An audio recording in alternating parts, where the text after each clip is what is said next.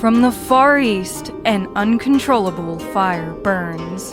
From their souls, the fighting spirit still yearns. The seductive allure of competition, a decades-long run. The light of the warriors cast beneath the rising sun. Some heroes on the page, and the lore we've yet to write. They share the passion for winning, and the love of the eternal fight. Aja to Saya, Minami to Tam, Chigusa to Utami, every name a stone, fortifying the legends from Japan. Welcome to the Cult of Joshi, with your host, Raja and John. Hello, and welcome back to another episode of Cult of Joshi. I'm your host, Raja, and I'm joined, as always, by my co-host, John. Hello. And I know we say it every week, but this has been just a completely insane week of wrestling. There's been so much happen, and even just last night, as of recording, we got to see AEW Grand Slam Mexico from the lovely Arena Mexico, which the crowd was just insane, on fire. It was so much fun. Yeah, the cathedral of Lucha Libre, if you will. I love it so much, just the history, and it always makes me want to just go there. Yeah. It's one of the bucket list. It just really is. I've been blessed with being able to be in some of the buildings that have, like people buy cooking stones. Uh-huh. And a lot of, specifically one set of friends I had a long time ago, would always talk about, man, it's not good until it's been cooked on, Yeah, kind of like a cast iron pan. a million times, right? It gets the flavor, and they swore by it. Right. This thing's got some of the best dishes ever on it. and it really, it's cooked in, it's baked in, and it's one of those things. It's like old castle walls tell stories, the hauntings are always there because of the energy that bleeds into walls. The ghosts are baked in. And it's so funny because, listen, the little nugget of information you may not have known, but I've had a whole life in the paranormal. And in that paranormal world, some of the most haunted places I've ever been were theaters. Yeah. And a lot of times it seems that it was, the energy and the emotion that comes out of people during a performance. Yeah. Whether it's the crowd seeing something amazing and wonderful, or whether it's the actors and actresses that are just, giving everything they have. I really feel that way about these venues. Like when you look at Arena Mexico, you look at something that goes all the way back to, for this, like the 30s, but even the more modern building, in the 50s, it's been around forever. It has. And, primarily for what it's used for now, it's for pro wrestling. And it's amazing that the matches and the mystique and everything that's been seen in that building. Uh-huh. It reminds you like Korakuen Hall, Korakuen Hall for us is just, it's like a religious experience. And I know some of the people listening right now, they're old hat at Korakuen Hall. They're like, oh yeah, man, you just been there, done that. Yeah, the steps are no fun. But for us, it's unbelievable, and I'm sure it is for so many people. It's been like since the mid '60s, it's had pro wrestling in it, and the not just pro wrestling of epic proportions. Man.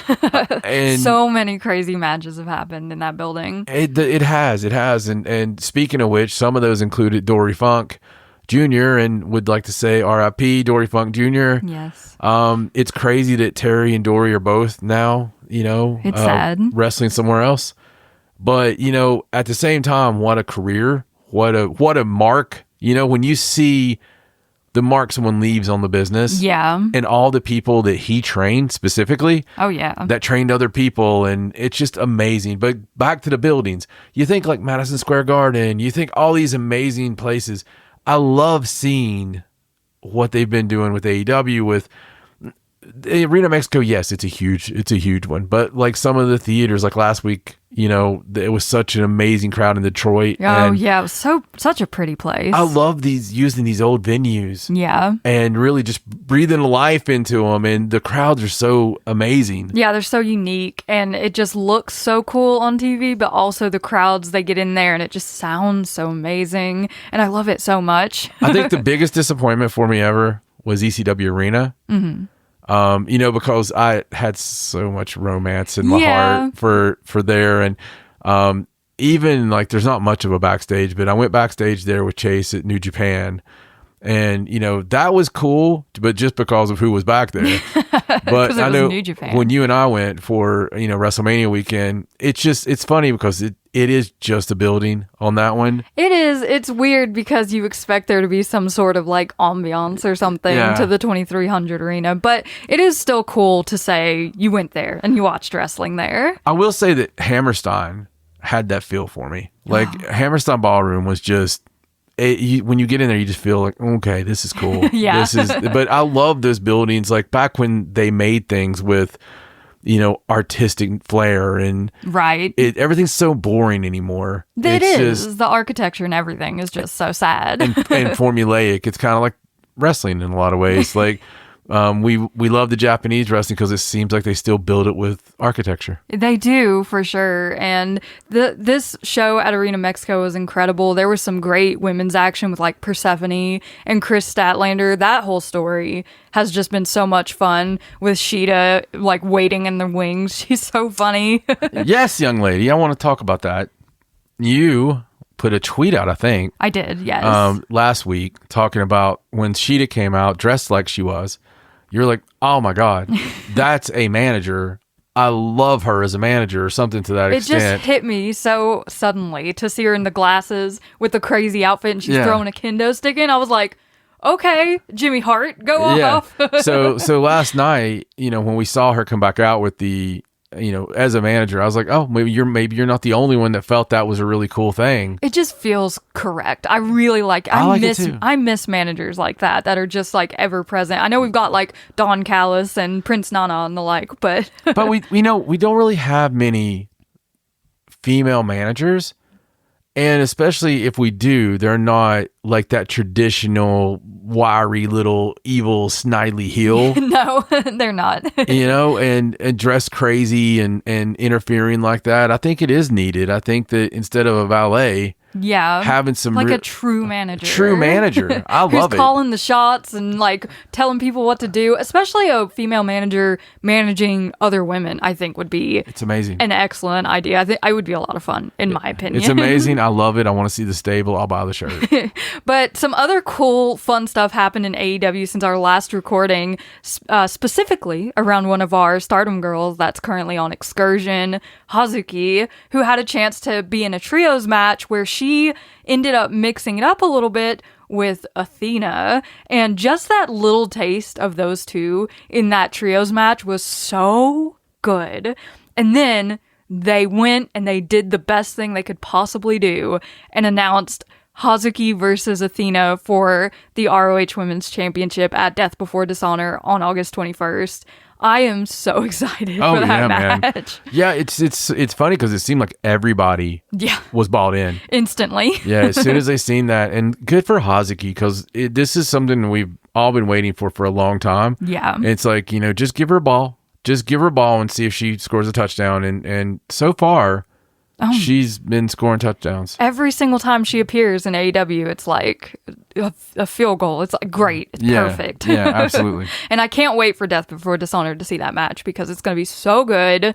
But speaking of our Japanese wrestling, there are a couple things we need to talk about before we get to the 5-Star Grand Prix updates. There is. One thing is Marigold. Now, in our last show, we did talk a little bit about the press conference that they had and all of the things revolving around Chi-Chi and Sari and Komomo Minami specifically. And that Korakuen Hall show has now happened, and boy, did it not disappoint even a little bit on that front. No, I can't wait to get to this main event here. Yeah, so the show was good. The Korakuen Hall show was good in and of itself. They're doing a lot of building toward their next big show, Summer Destiny, which is this weekend. We'll get to that card in just a minute. But this show, we had Nao Ishikawa defeating Lady AI in the opener. Then Aaliyah James defeated Hummingbird and Megaton in a 3-way match. And we have to talk a little bit about Aaliyah James here. Aaliyah James is like, there's a phenomenon when you don't know a language, people can be talking in a crowd around you and say the craziest things, but you don't really know it.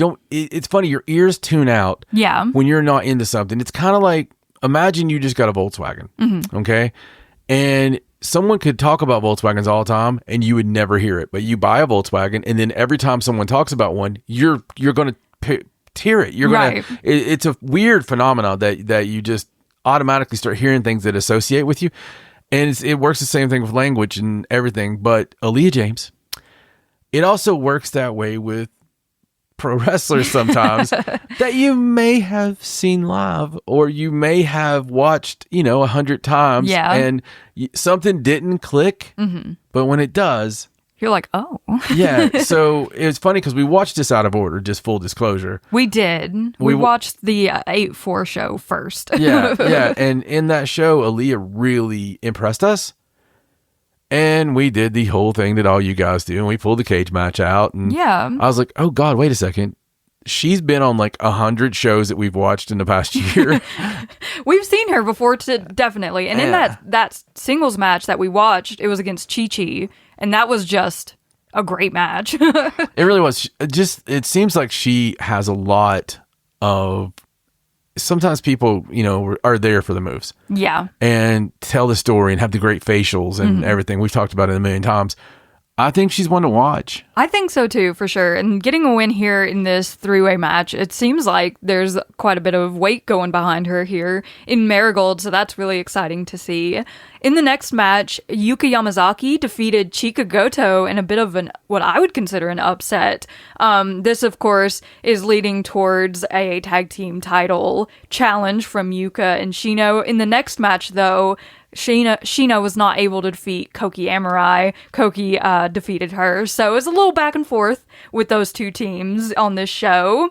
The next match was the semi-main event, and it was an 8-man. So Shioko Koshino, Mai Sakurai, Natsumi Shozuki, and Arina Yamanaka went up against Rei Sato, Chiaki, Misa Matsui, and Nagisa Nozaki. Of course, Darkness Revolution has been just terrorizing the Trios champions while they were recovering from various states of injury and getting their everything together. They've been stealing the Trios belts one by one and hoarding them on the Darkness Revolution boat or whatever it is, vehicle that the heels have. They live on a boat? I hope so.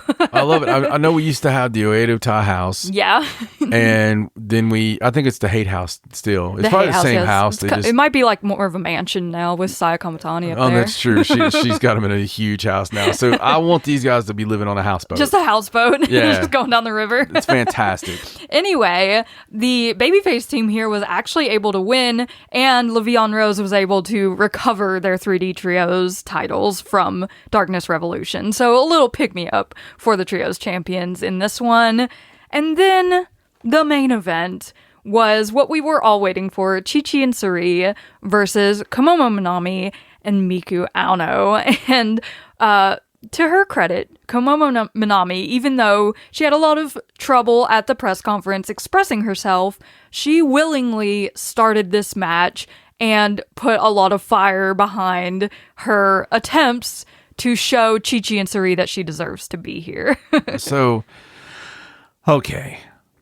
Obviously, we were all touched by the press conference. Yes. And we all felt really bad for Komomo. Poor Komomo. It was rough. And, so again, this match had something to it that it doesn't happen enough anymore. And I'm telling you that Suri is forcefully making Chi-Chi and others watch All Japan Pro Wrestling. It seems like it. Or All Japan Women from the 80s and the 90s. Maybe even some Gaia or something like that. Because she always likes to criticize, modern wrestling and different groups and stuff. But I have to say, when you put your money where your mouth is, she does bring this epic level of realism to everything she does. She does. And, maybe that's because she's beating the snot out of people. But like for reals. It reminded me, and it's something we talk about a lot. We talk about the struggle. Yes. And how much we love to see the struggle in a match. Yes. And where it is able to suspend you long enough to be like, oh my God, the other stuff was, nothing. This is real. This is amazing. Kevin Nash, of all people, talked about this past week on his podcast. I even looked it up just to, get it right. But he pointed to a roughly 4-minute clip that he saw online of Tully Blanchard versus Sam Houston from the late 1980s, a NWA just rando TV show with them two. But Nash noted that it looked like they were having a fight, and it really had a real gritty feel to it, and that it's one of the things that's missing today, in his opinion. And it came up because he was discussing like older hard road schedules, and also that Samoa Joe versus Necro Butcher Dark Side of the Ring episode. But he acknowledged that you couldn't sustain that for 300 days a year, and they were going back and forth on that. But Nash was just like, look, nothing's changed about the actual blueprint of a match. Somebody has to make the comeback, somebody's got to go over in the end. And he's right about that. So a lot of times it feels formulaic, and it is formulaic. Yeah. That's the whole thing about it. But the difference is, I will disagree on one part. A lot has changed. The basic match layout didn't exist back then. Right. It was caught in the ring, pal. And then you had a finish. Sometimes you would have something for the open, but no, you normally had a finish. Yeah. Or you just knew who was up and it was a sunset flip. I mean, like that was just what you knew. And even today's indies, it's a lot of the way it is. And even in like New Japan, it's a lot of times they're just, hey, you're up with a cheating. Yeah. Use the belt. Just go out there and do it. And so what we get is this amazing, architects of matches that put this stuff together. But sometimes you get the ones that are not formulaic. It doesn't feel like you've seen it before. Right. Because it is a struggle and it's a fight. And there's this just underdog that is fighting up from below, and that should be the babyface. Yeah. And you should be very Ricky Morton. Like, you have no chance in hell. You're crying in the You are ring. being destroyed, and you're reaching out to the front row and with your baby blue eyes and help me. And, just really trying. And there's no way this cat's going to win.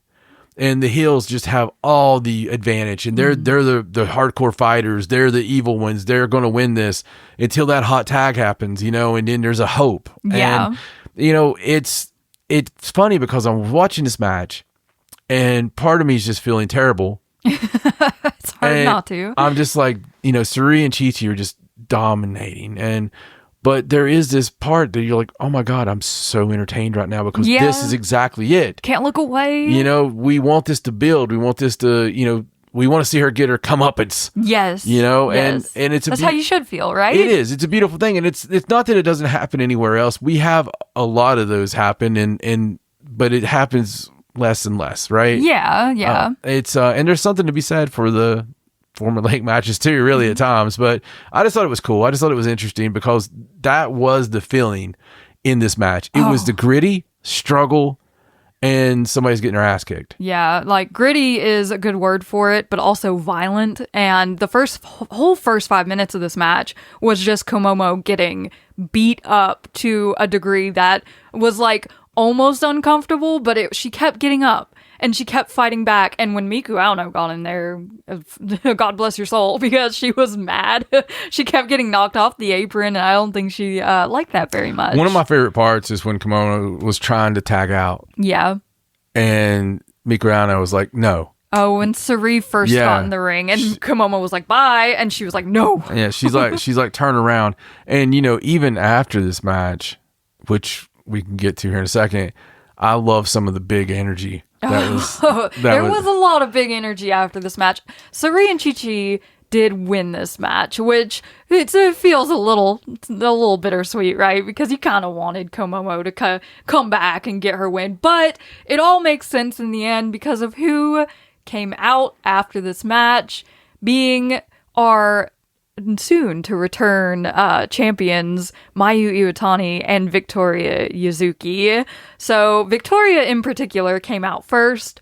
She was not happy with how they were treating her friend Komomo, and she got into it with Chi-Chi, and then she started getting into it with Sari. But after Mayu came out, Sari seemed much more interested in talking to Mayu Iwatani. She just kept dismissing Yuzuki, and Victoria was not about it. She was so mad. It was just amazing to watch her try to shove her way in and make herself known. She's like, you are not going to dismiss me. And I love that energy from her. It is so good. Victoria Yuzuki sold that match to me in such a large way that I can't wait to see this match. Yeah. just the way she struts around that ring. Oh, she's and something. We've always loved it. And we make the joke about it's not a real match with her unless you got the blood coming out of her mouth, because she's going to be throwing herself all over the place. And again, we've given this compliment out 5 million times, but she has some of the most unbridled Manami Toyota energy that I've ever seen, because it feels like you don't know, or she don't know, where she's going to dive. Yeah. And that's what you always got with Toyota. It wasn't that it was smooth. It was that it was always like, I'm just going to throw my body at you if I have to. Yeah. And to win this match. And it was always this fight, just fight. Even if I miss something, I'm still going to hit you somehow. It didn't. Things like botches didn't matter. No. Because it just meant that, I need to do it again. Yeah. And I don't know. I felt this match. It was the most passion I felt from Marigold in a long time. Yeah. And it made me very excited to see the next card. I always expect from Stardom that I'm going to be excited and I'm going to love the match. The match is going to be a technical masterpiece, and I can't wait to see the next one. This one, this is a different kind of thing. This is a different kind of feel. It is. It is, for sure. Victoria Yuzuki definitely has the devil may care attitude of Manami Toyota and the cockiness of the entirety of LCO rolled together. Yes. It's like a beautiful love child. And she comes out here in not dressed cute. She's in a t-shirt, blue jeans, and like work boots. She's so cool. And I love the fact that I was expecting a couple months until I get to see this match. And you're like, oh no, that's this weekend. This is weekend. Yeah, they didn't make us wait at all. I'm so excited. Me too. Before we talk about that card, though, one other thing that happened on this July 30th Korakuen Hall show was the announcement of the lineup for this year's Dream Star Grand Prix, which begins on August 28th. So there are 24 wrestlers announced for the Dream Star Grand Prix, and I'm going to read you who is in that tournament this year.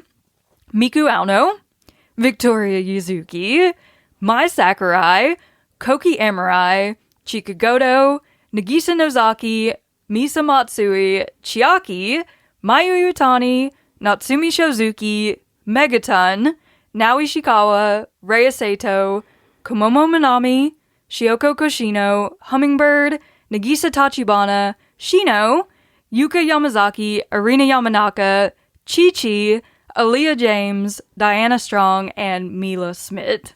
So, the whole roster, obviously, but also a few add-ins there with Chi-Chi and a couple of international talents taking up spots. I think when we all come down to it, you're going to be looking at Yuzuki. You're going to be looking at Misa Matsui. Ooh. Mayu Iwatani. And I think Yuka's going to be I think not at the end, but I think Yuka's going to have an incredibly strong showing. Yeah. That no one really expected, because I can believe that. What we're seeing right now feels like a bit of a push going that way. It does, because she's had a couple of big wins lately. On the 8-4 show that we watched before the Korakuen Hall, she actually pinned Komomo Minami, which, poor Komomo, she's not had a good week at all. But yeah, Yuka's definitely getting more and more wins as time goes on. But let's talk about this card on August 9th, Marigold Summer Destiny, because it is a lot of fun with a lot of title matches. It kicks off with a singles match, Komomo Minami taking on Hummingbird. Then there will be a tag team match where Naoi Ishikawa and the Lady AI will take on Shioko Koshino and Aria James. Then Megaton has one of her famous singles matches against a mystery opponent. Yay. And this one being Kabu Kimono Yu. And I actually looked up Kabu Kimono because I was curious what it meant. And it actually refers to a group of samurai who would wear outrageously colorful clothes and do crazy stuff. They were just super flashy and flamboyant and crazy. My kind of samurai. The silhouette on this graphic definitely didn't look anything like Unagi Sayaka, even a little bit. Right. It didn't resemble her at all. Then we get into our title matches for the 3D Trios Championships. Mai Sakurai, Natsumi Shizuki, and Arina Yamanaka will be taking on Rhea Sato, Chiaki, and Misa Matsui. For the Twin Star Tag Team titles, Chika Goto and Koki Emerai will be defending against Shino and Yuka Yamazaki. And for the Marigold World Championship, Miku Aono will be defending her belt against Nagisa Nozaki. And then we have our epic double comeback match, which is Mayu Iwatani and Victoria Yuzuki versus Sari and Takumi Iroha.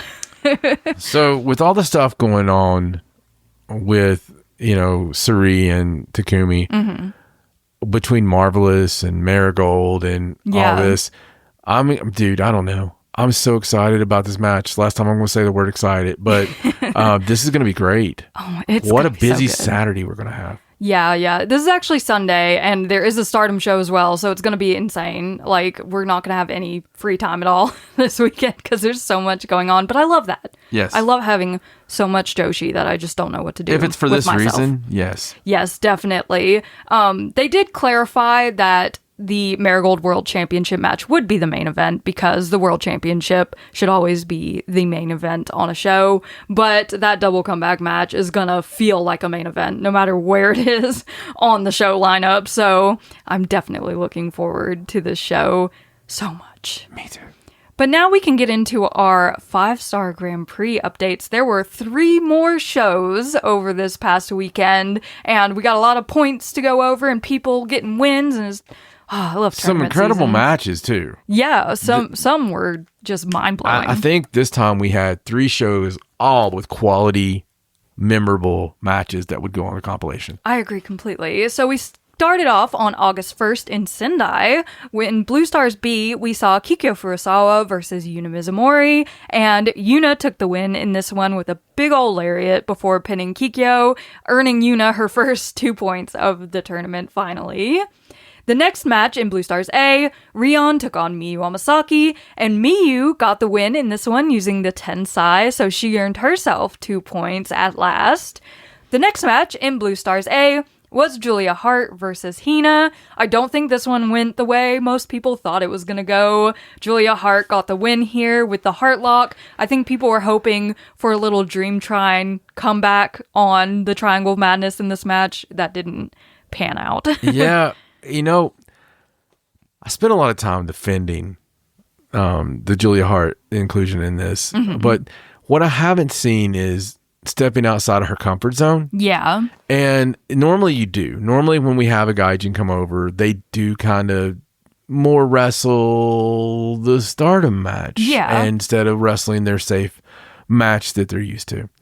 And I haven't really seen that as much in this, like some nifty transitions or anything like that. So it left a little bit to be desired for me. It does. It has so far, and I think it's like we're slowly seeing her kind of get more and more used to being there and being in that style, but it still hasn't quite clicked yet. Agreed. The next match was in Blue Stars B, Koguma versus Saya Kamatani, and of course this was a really fun match. Koguma trying to get Saya to be a bear, of course. There was a fisherman suplex on the floor that just looked nasty. Kuma nearly got the win with her rolling pin, but Saya Kamatani was able to hit the Star Crusher and defeat the bear for 2 more points. A solid match. It started funny. And it really picked up quick. It did, yes. When Koguma hits the serious mode, then you know you're in for a good time. The next match in Blue Stars A was Ruaka versus Aya Sakura, and Ruaka's had a really solid showing in this tournament so far. She's been having some excellent matches, but Aya Sakura has just fought her butt off in this match. She even kicked out of the Freezer Bomb, which is Ruaka's big finisher, and she managed to get Ruaka into a crucifix pin and roll her up for the win and get 2 points for herself out of this match. Ruaka was not happy about that. She did hit her with the black box afterward. Yeah, I mean, this match was a surprise for me. You look at it on paper and it's just not, it's not one of those that you're like writing down like, oh, on this date, I'm going to have to see this match. Right. It's just not. And, but it should have been. Yeah. In hindsight now, it should have been because, as you put it, man, Ruaka, who doesn't always get a chance to shine, you're right. She's been having some great matches. She has some... it's fun. I don't know. I enjoy her matches. And old Captain there. Captain Sakura. Captain Sakura goes in there, and it was a hard-hitting match. It had elements of fun, but at the end, I thought it was a really, really great performance from both girls. I did too, and I'm glad that Aya was able to get the win because Ruaka was racking up those points fast. Like, somebody needed to put a stop to her. The next match in Blue Stars A was Hanako versus Suzu Suzuki. Hanako came into this match just throwing hands. She was not going to let the champion get one over on her. She's a big girl. She can take Suzu Suzuki, and we know they've had their differences in the past because of the whole Mavita Loca EXV situation that happened not too long ago. These two did almost get counted out, and I would have expected it from these two because I feel like they both get kind of overwhelmed in their passion of fighting, and I would have not been surprised if they had been counted out, but they didn't. Suzu actually managed to hit the tequila shot on Hanako and get yet another win for herself in the tournament. Yeah, Hanaka's another one of those that, a year ago, I was really feeling it. And it's not that she's doing anything wrong. No. But, this next match that we're going to talk about has two competitors in it that I'm feeling hardcore. And, one in particular with Amisori is just, for me, hitting on all cylinders and like I can't wait to see her next match. Yeah. And it's nothing's really changed about Amisori, but something has changed about Amisori. Sometimes you're up, sometimes you're down. It's just I don't know, man. The passion, the feeling, whatever it is, I'm definitely feeling it, but hopefully Hanako starts feeling that way again. It just feels like something, I don't know if it's the affiliations, I don't know if it's kind of feeling lost in a shuffle a little bit. She might be because she doesn't have a faction right now to kind of lean back on. So, and in the 5-star, it's kind of every man for themselves. But if you don't have that team behind you, you could feel a little lost. I think it matters. I really do. I think so too.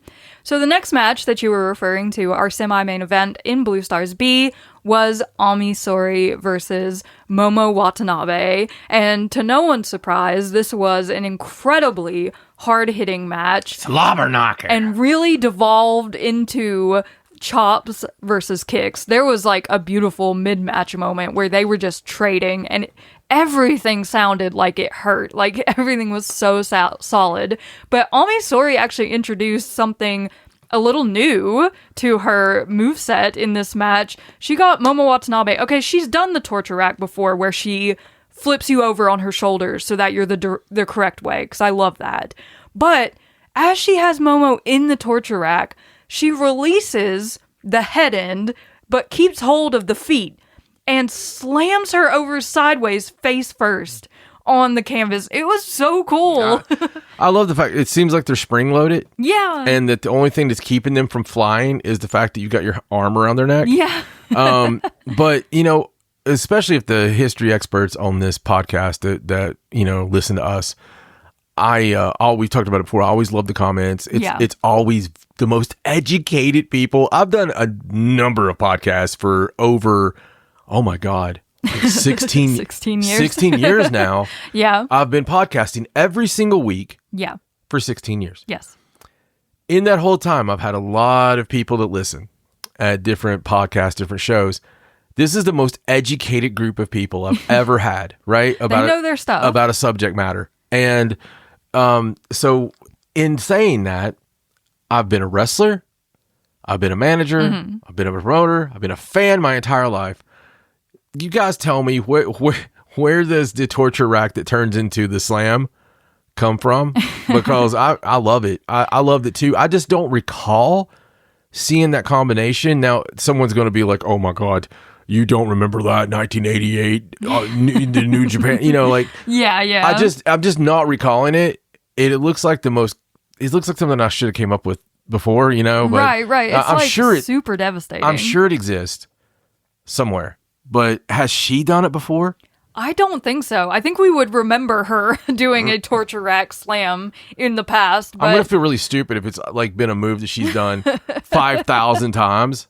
No, I don't think so. I don't think so. At least not recently, because we've been watching every show, so I think we would know. Okay. But Momo was able to recover from all that, and she used the Peach Sunrise to pin Ami Sourei, and I was actually kind of rooting for Ami by the end of this match, and it was just so violent and devastating to both women, and they were like limping around and stuff afterwards. But Momo did add 2 more points here.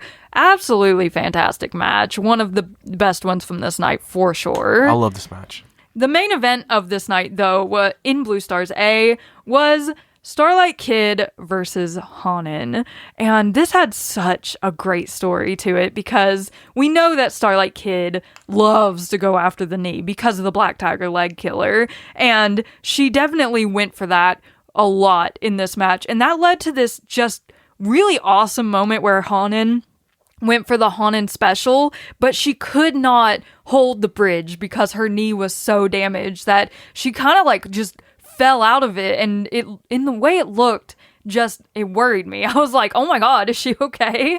But these two are so talented, and they work so well together, and I just enjoyed this so much. We got to see Hanan's beautiful selling for most of the match, and Starlight Kid just tearing apart that knee. Unfortunately for Starlight, though, Hanan was able to hit her backdrop suplex with the wrist trapped, because Starlight would not stay down for a regular backdrop suplex, and Hanan pinned Starlight Kid to win this match. And I think Hanan was extra motivated to win this, because if Starlight Kid wins, she gets a white belt match by default. So I don't think Hanan wanted that to happen.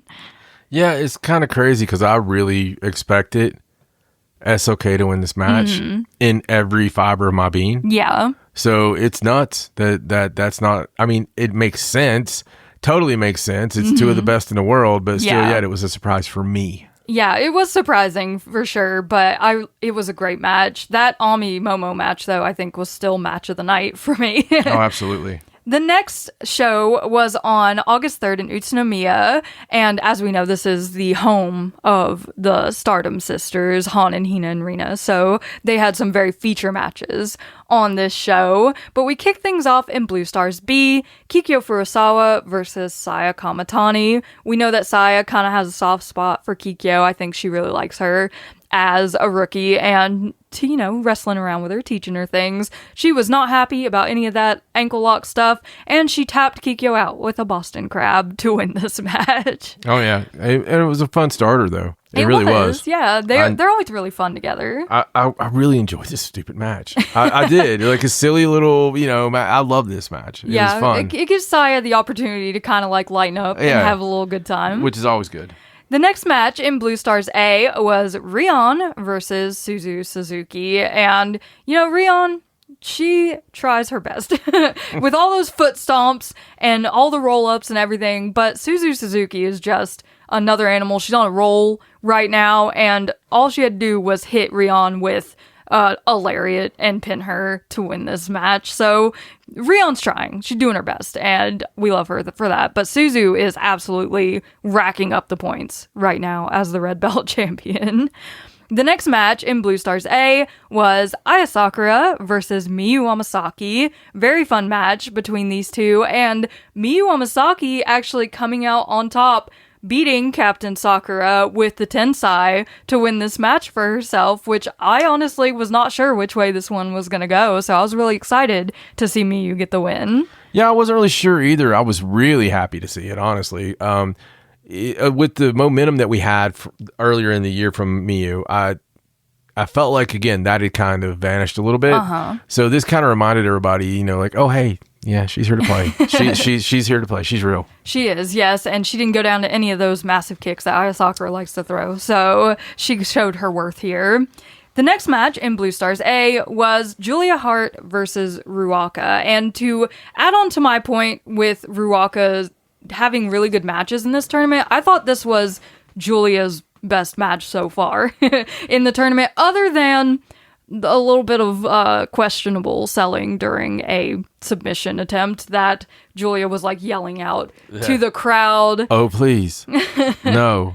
Help me. Somebody help me. Yeah, it was something. It was very interesting. But Ruaka actually became the first person to defeat Julia in the tournament so far. She did push the ref and, like hit her with the black box, It's okay. And then hit her with a choke bomb, then the freezer bomb, and pinned her. So, that combination is kind of hard doing to get her out of. best Bret Hart. It's always my favorite thing is, talking about, well, that was so-and-so's best match. Who was he against? Bret Hart. who was that? No, that was their best match they ever had. Who was he against? Bret Hart. It's always so funny to me. Like, it is. with a great worker, a good worker, you can see their best performance. And like you said, man, Ruaka, I think people need to open their eyes a little on Ruaka, or we need to give Ruaka more opportunity to go out there and work. Yeah, because she's really been having a great tournament. I've been enjoying her matches a lot, but she did beat Julia here, so, those trios championships, maybe those artist belts might be in a little bit of trouble from the hate side. The next match in Blue Stars B was Koguma versus Yuna Mizumori, and of course, this match was like roll-up attempt after roll-up attempt, like fast-paced, and they were stealing each other's gimmicks. Like, Yuna was doing the bear stuff, and Kuma was doing the Unimon stuff, and it was a lot of fun. But Yuna actually ended up winning this match with the Superman pin, so she got another 2 points off the back of Koguma. Now, one of my favorite matches of the tournament so far.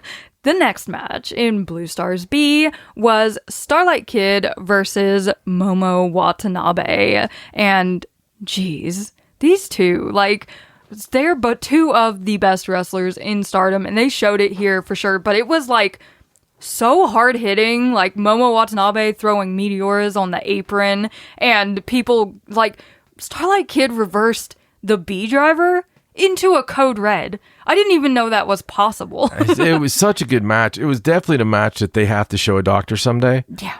When do you think the injury occurred? Well, I think it was in a Blue Stars B match. Yes, and there was more of the Starlight, she always targets the leg, but it seems like she's ultra, even more going after it in this tournament, because people are coming out of these matches shaking their leg out and limping away from the ring. Starlight's really she's going for it. She even hit the Black Tiger Divine Punishment. She's been using that a lot. Black Tiger's Divine Punishment. That driver just scares me. It's a lot of fun, dude. It's sick. Starlight actually, she almost lost this match, but she managed to roll under Momo Watanabe with the Momo latch and get the pin on Momo. So Starlight Kid beating Momo Watanabe, that's not an easy feat for anyone. What's funny is this one I expected Momo to win. Yeah. and Starlight won, so I'm glad. Yes, me too. Starlight getting some wins because she definitely needs them after that draw and then that loss that she had. The next match in Blue Stars B was Hanan versus Ami Sourei. And man, props to Ami for continuing storylines throughout the weekend, because she went directly after Hanan's knee, after Hanan's match with Starlight Kid. So that was... It's the first thing Raja notices, because she lives in this world of please remember the last match. And as soon as this started, you were like, she's doing it. She's going after it. She's going after it. Look. That's not something that Ami Sourei naturally does in a match, but she watched the match with Starlight Kid. She knows Hanan's knee is weak and vulnerable, so why not go after it? And it worked to her favor. I mean, she was all over Hanan in this match. She did a boss man slam. She's just throwing Hanan around. Hanan is not a small girl, but Ami Sourei is able to throw her around because she's Ami Sourei. Hanan, once again, didn't have the strength to pull off the Hanan special, which is one of her biggest moves, so having that taken away from her in this tournament is a big deal, I feel like. And then, at the end of the match, Ami Sourei hit her finisher, the Like a Thunderbolt, and pinned Hanan, the Wonder of Stardom champion. Big time there, because, I'm on a little Ami Sourei fan trip, and that should get you a little piece of the action, little white belt match. I noticed you have a little white belt over there. I think I just pinned you. Can I have a little white belt match? And if that match is anything like this match, then it's gonna be amazing. That would be even better because, The Stardom main event vibes, yes. Yeah, steak and potatoes, because that's what it'll be. There's steaks, and these girls are going to give some potatoes. They definitely do. Ami Souri's she's on top of her game right now, and I love to see it, especially after losing the artist belts. I'm going to write down steaks and potatoes. Okay, you write that down. For big-time title matches. The next match was the semi-main event in Blue Stars A.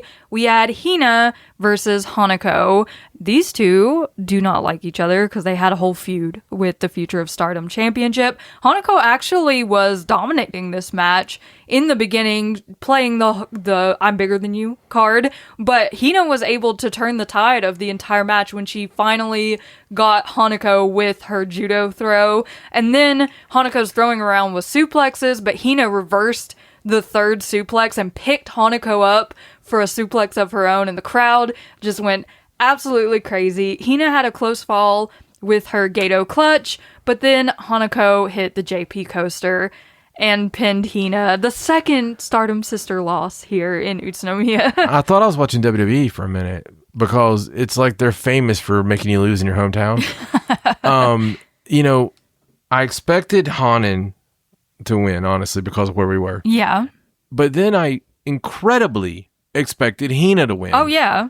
I was totally expecting it. The match itself is fantastic. Mm-hmm. This entire night of the tournament, the matches are great. Yeah. Just great. This night was really amazing. It really was. But, a loss, another loss. So Hanan and Hina both going down in their hometown. Yeah. Kind of crazy. We've only got one hope left. One hope left. In the main event in Red Stars A, we had Rina versus Itsuki Aoki. And as you can imagine, this was just a super fun match. These two going at each other, yelling at each other, throwing everything they have at each other. Rina hit Itsuki with the Pink Devil, and Itsuki kicked out, and then Itsuki hit Rina with the air raid crash, and Rina kicked out, and it was just so fun and fast-paced. You know how Rina gets that one count kick out and everyone goes absolutely freaking bananas. I love that so much.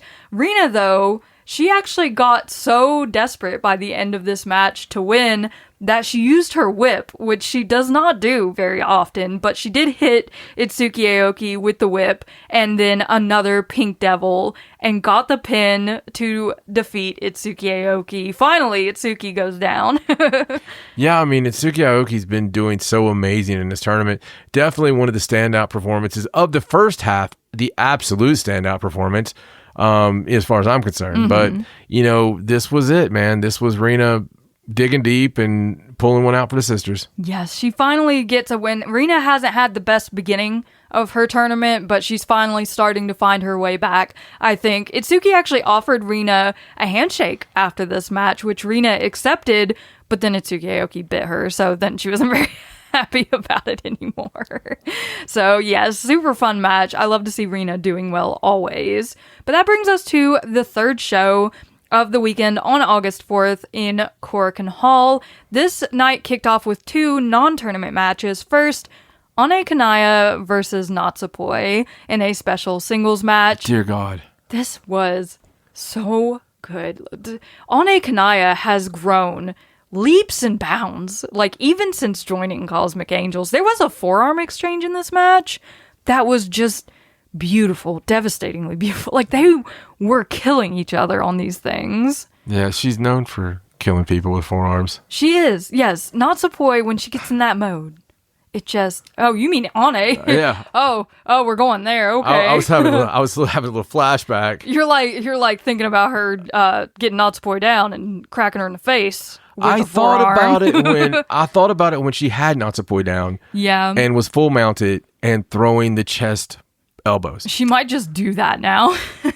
I was like, do you think that's just a thing now? Like, they're just going to have to acknowledge that. I feel like it has to be, considering she took B. Priestley out of the freaking 5-star. Exploded her nose there a little bit. Yes, but this match, it was so good. Natsupoi was like on another level. When she did her drop kick through the ropes, she did 2 in a row. Like, I think she was just in that killer fairy mode in this match. It was better than it deserved to be. Oh, yeah, for an opening match and against a rookie, all things considered. I saw my little Tam flashes, especially because she was facing Poi. Mm-hmm. And there's just so much there. There's so much talent in Ane. She kicked out of the Ferrarial gift. Yes.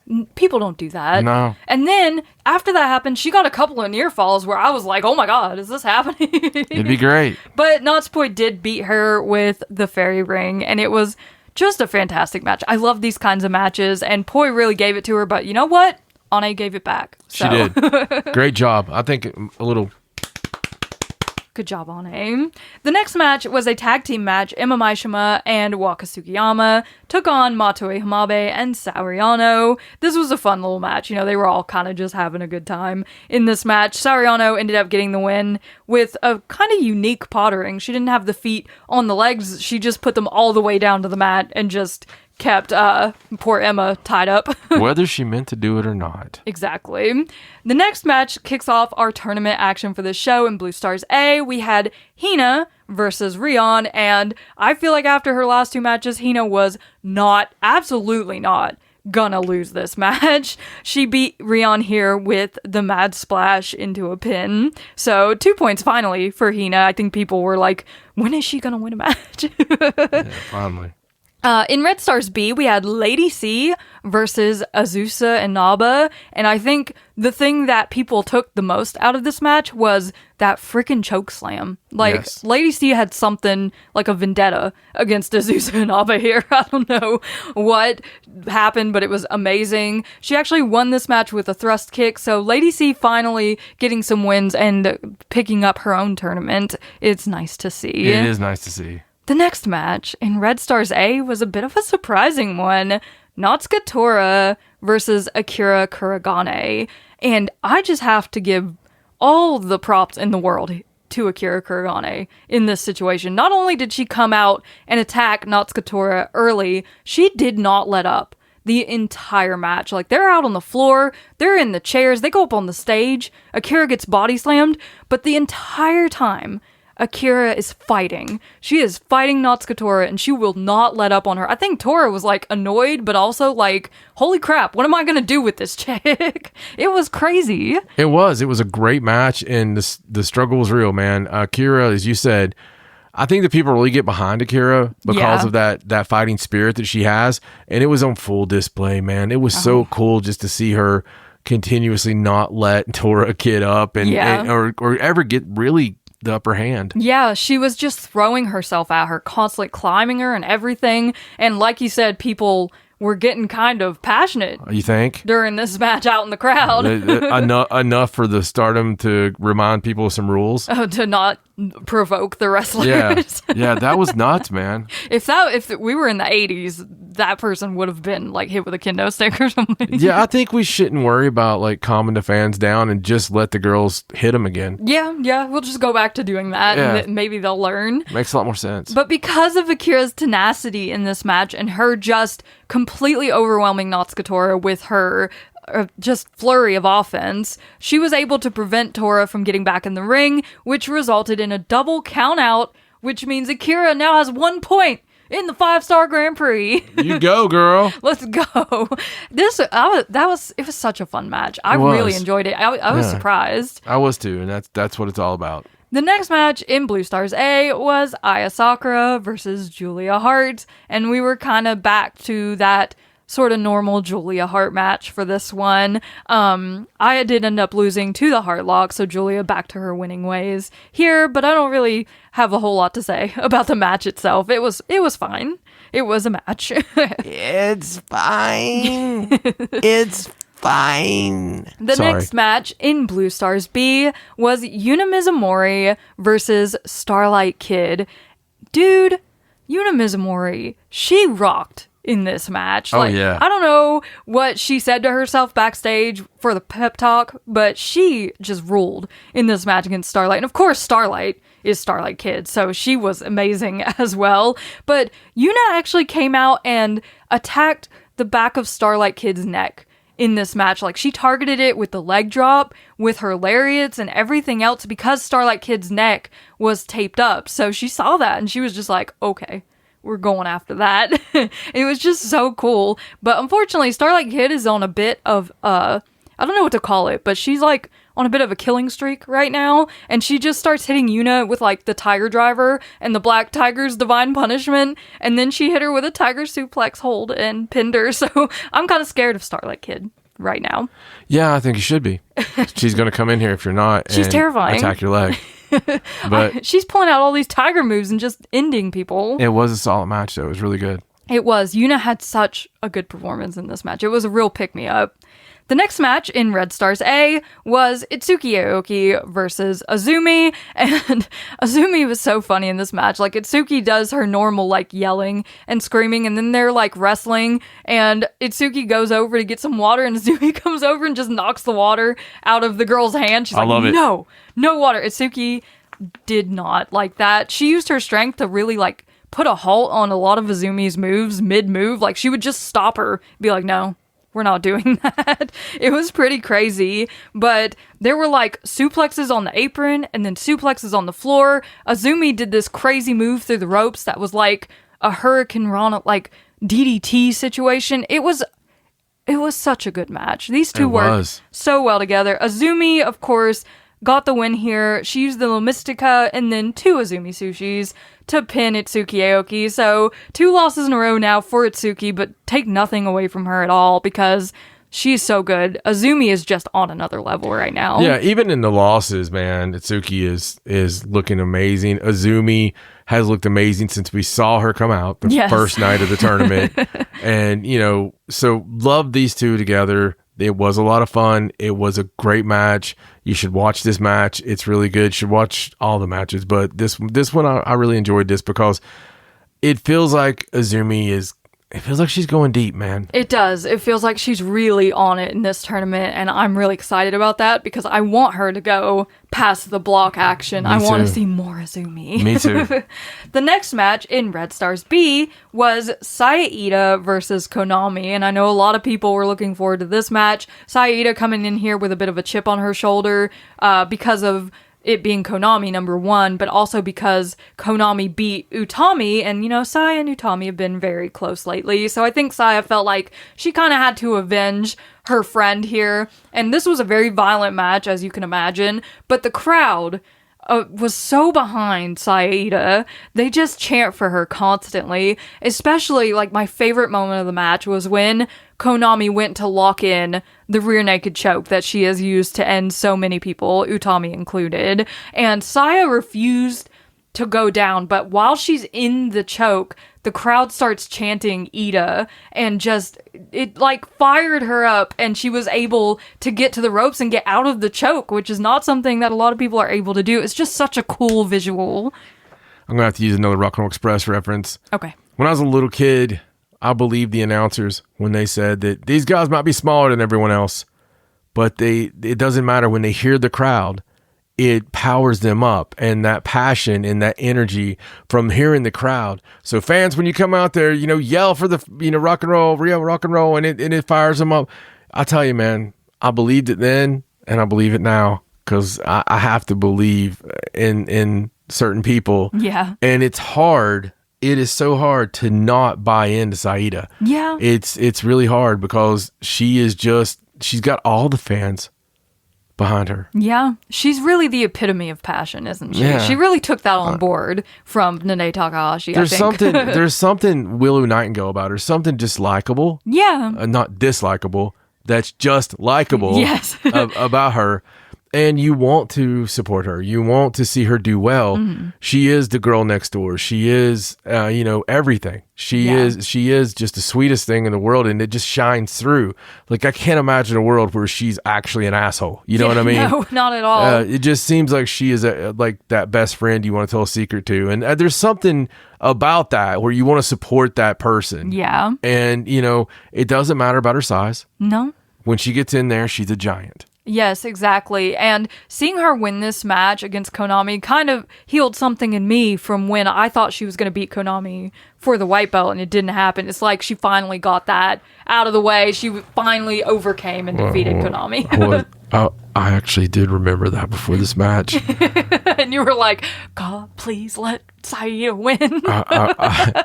I purposely, as much as we discussed this stuff, I purposely didn't mention that. I remember. When we were watching, hoping you weren't going to think about... I remember everything. But yes, Saida did win this match with a Brainbuster. She defeated Konami, and Konami was not able to add her to the collection. It's how it should be. I did notice that picture still laying there. Yes, of course she would still have the picture. I wish they'd got one on her. And just sprayed her face. But they don't make 8x10s of Konami. Who would buy them? She's so mean. The next match, that brings us to our main event of the evening. In Blue Stars B, the long-awaited Saya Kamatani versus Momo Watanabe.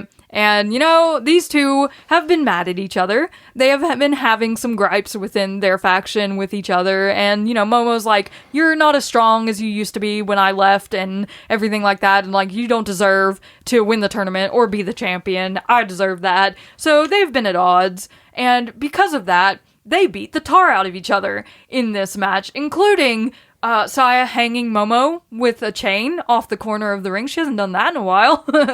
And Momo using her bat to hit Saya Kamatani's legs out from under her on the apron. There were chairs, there were ref pulls. But the best part about this match, I think, was the fact that the seconds were getting involved for the people that they were seconding for. And I don't think it was like a taking sides thing. I think they were it's just hate being hate. And I loved it so much. The dynamic is so fun. But there were things like Ruaka pulling the ref out so that Momo wasn't able to get the pin, and then coming in, and when Saya shoves Barb out of the way, Ruaka hit Momo Watanabe with the black box on Saya's behalf. It was just a great time, but Saya Kamatani did get Momo into the Kamagoye pose and kicked her in the face, and then when Momo went down, Saya went to cover her, but the bell rang on the time limit, so this match ended in a time limit draw. Yeah, I mean, it was, like you said, we'd been waiting for this.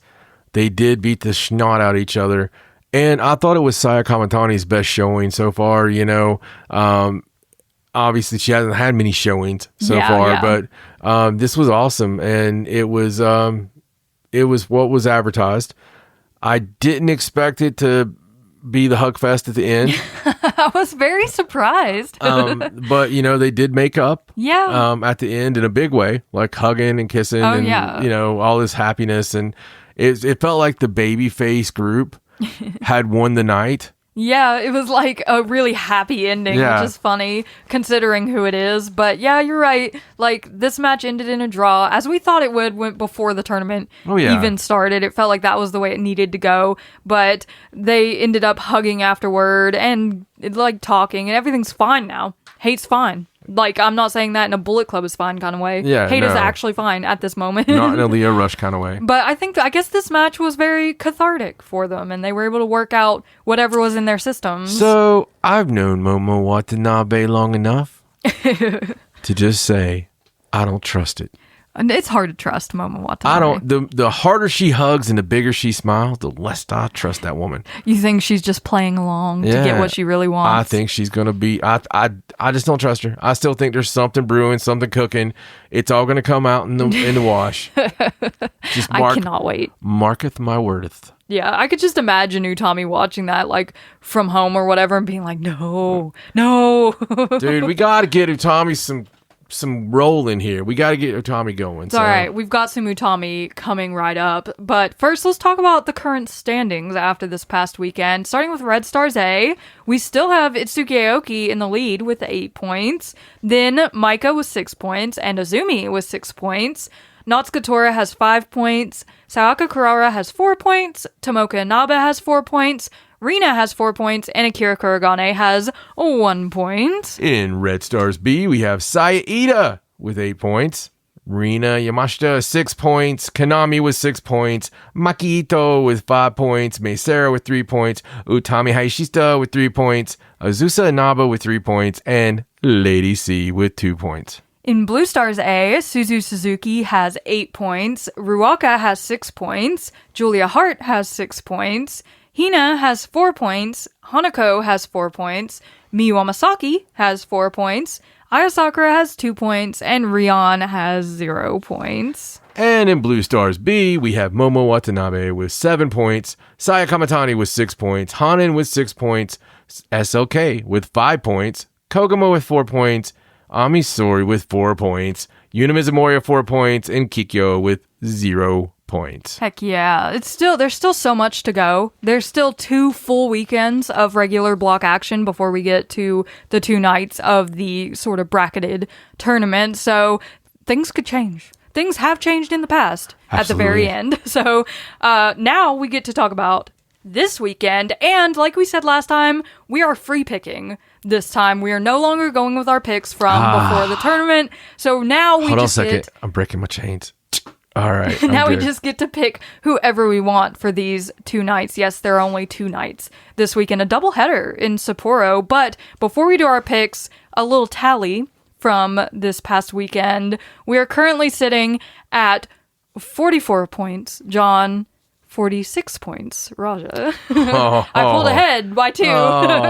See, that's cheap. You gave me first and I still have less points. Oh, but it was really good. We were tied last time, and I just edged you out with 2 this time, but that could change this weekend unless we pick everything the same. We're not going to pick the same. So let's talk about these cards. On August 8th, Sapporo Night 1, we have a couple of non-tournament matches. Matoi Hamabe and Saida will take on Waka Tsukiyama and Ima Maishima, and Sariano and Natsupoi will take on Ane Kanaya and Sayaka Kurara. So 2 pretty fun tag team matches. But as far as tournament action goes, the first match in Red Stars A is Tomoka Inaba versus Akira Kuragane. And I think we're probably pretty similar on that one. I'm picking Tomoka. Yeah, Tomoka's got this one. The next match in Red Stars A is Maika versus Rina, which is a really interesting match and a really difficult one to pick. It is, so I'm picking Rina. I picked Rina as well. I think she's due another win. No. The next match, also in Red Stars A, is Azumi versus Natsuka Tora. So another one with a couple of heavy hitters here.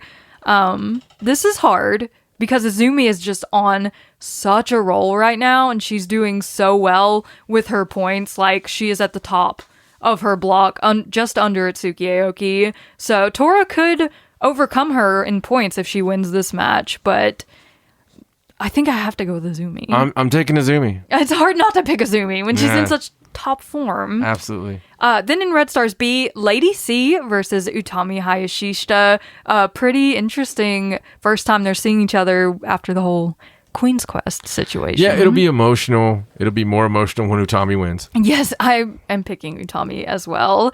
In the next Red Stars B match is Rina Yamashita versus Konami. Holy crap, that's going to be violent.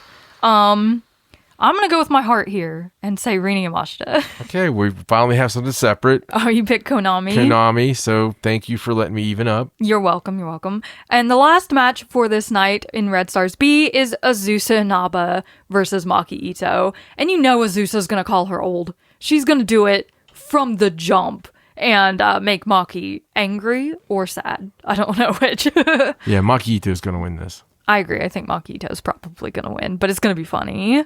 So for night 2 on August 9th, Sapporo night 2, we have one non-tournament match, which is Lady C and Waka Tsukiyama versus Sariano and Natsupoi. Then we get into our tournament matches in Red Stars A, Sayaka Kurara versus Natsuka Tora. This is Sayaka's final tournament match, so pretty big things. So Natsuka Tora is going to win. I'm picking Sayaka. Okay. I think Sayaka Kurara is gonna find a way to win. She's not giving me much confidence lately, but I do believe in her. In Red Stars A, Tomoka Inaba will be taking on Rina. That match is gonna bang. It really is gonna bang. It's gonna be great seeing Rina win this. I picked Tomoka. All right. Oh no, we're veering off the path. The next match in Red Stars A is Maika versus Itsuki Aoki. I love this match. I love it so much. I think Maika's probably going to win. Yeah, Maika's winning this. Sorry, Itsuki. The last Red Stars A match is Azumi versus Akira Kuragane. And I'm sure we're pretty we're picking Azumi. Azumi's got on this one. Yeah. In Red Stars B, Saya Ito will be taking on Rina Yamashita. Oh, that's so hard. Oh my god. It is hard. I'm gonna pick Ida. I got Rina. You picked Rina Yamashita on this one. So we both think Rina Yamashita is going to win a match this weekend. Yes. Just different ones. Right. Yeah, I think Rina Yamashita's got this one. The next match in Red Stars B, Azusa Naba versus Konami, a double hate match. Definitely picking Konami on this So one. I've got Azusa Naba. Oh my god. This night. This is like one of my favorite nights of the tournament on paper so far. Like all these matches are so cool. The final one in Red Stars B is Maki Ito versus Utami Hayashishita. So the best friends match. This is interesting because of the fact that they've talked about their friendship. Oh, we got this friend. I got a friend. I don't know if you've got a friend or not. Yeah. You know what I mean? Yeah. I don't know how friendly you're going to be once you get in there. And part of me just wants to say it's going to be a draw. Like, just throw caution to the wind. But throw the draw out there. I mean, I've got a heart pick on this one. I'm going Utami just because I have to have Utami win. I'm going to put draw. I don't know if it'll end in... We've had so many draws, but if it's the one draw of the weekend, I think that would be okay. But I'm sure stuff is going to break down and these two are going to just be mad at each other. One thing is for sure.